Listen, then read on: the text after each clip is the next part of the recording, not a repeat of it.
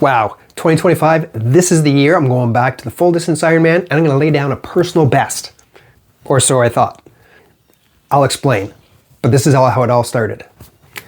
And by the end of the year, my focus will have shifted drastically.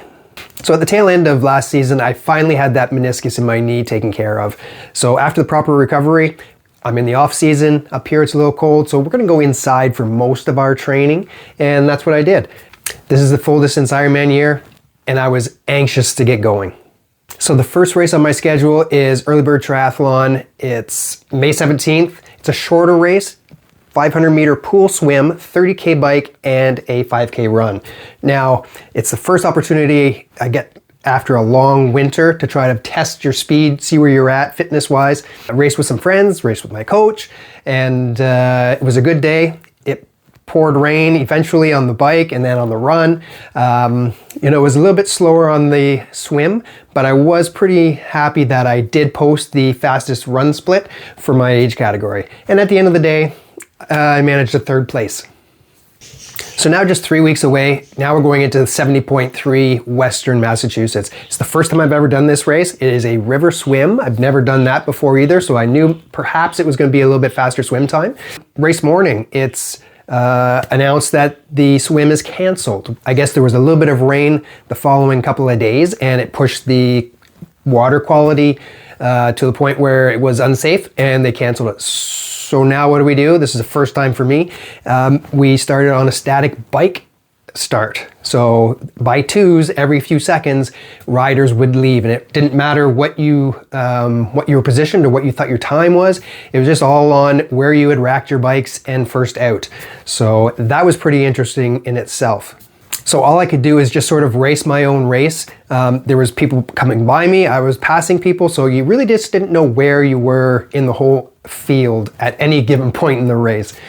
So I biked pretty well. I felt comfortable getting off the bike and onto the run. I found my legs quite quickly. There was quite a few really steep inclines right off the bat that sort of test you out, but I was able to roll up on them pretty well and just overall felt really, really good on the run.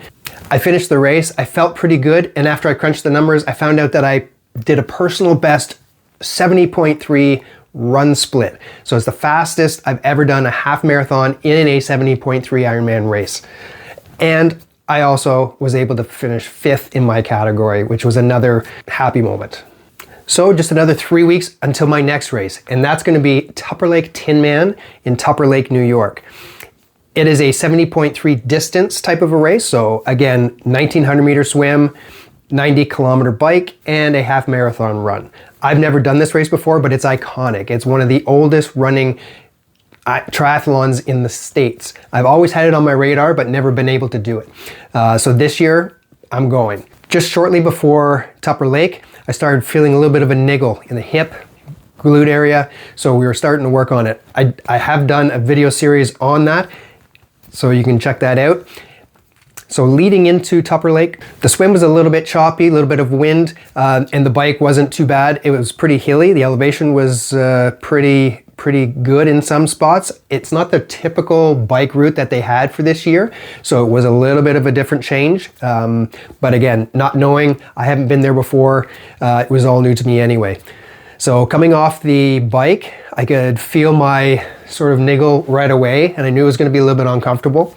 But we set off on the run. I knew it wasn't going to be a fast day for me, but then rookie mistakes happen. I took a wrong turn on the run course twice, 2 different locations. Rookie mistake. I should have studied the map better. I assumed that there would be, some really obvious directional signage where the course was, and sometimes it was there, and sometimes it was more subtle. So I missed a couple of subtleties and ended up adding another 2 kilometers onto my run, which was already painful. So at the end of the day, I still happened to manage 3rd, but it came at a price. So what followed Tupper Lake was an effort on my part to rebuild, recover, rehab my injury, and get ready for Ironman Wisconsin, which is 8 weeks away. So I did do a video series in an effort to sort of document how that rehab was going. You can check that out.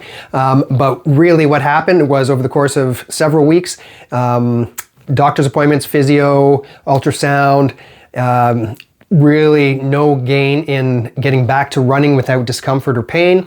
At the end of the day, it got too close. We weren't getting any answers. We weren't making any headway. And at the very ninth hour, I had to pull out of Ironman Wisconsin due to that injury. So I'm officially out of the Ironman Wisconsin for this year. We're still progressing with appointments, sports medicine, and we finally get an answer as to what the injury was, and we're making a plan going forward. I've already started looking at races and setting up some logistics for next year to try to get back to Ironman full distance racing, and putting a plan together on rehab and starting to strengthen and starting to build on the run, and things are feeling good.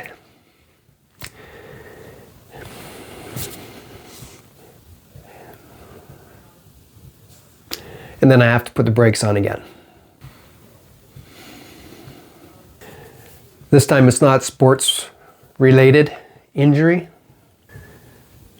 but it's something that will change my focus into 2026.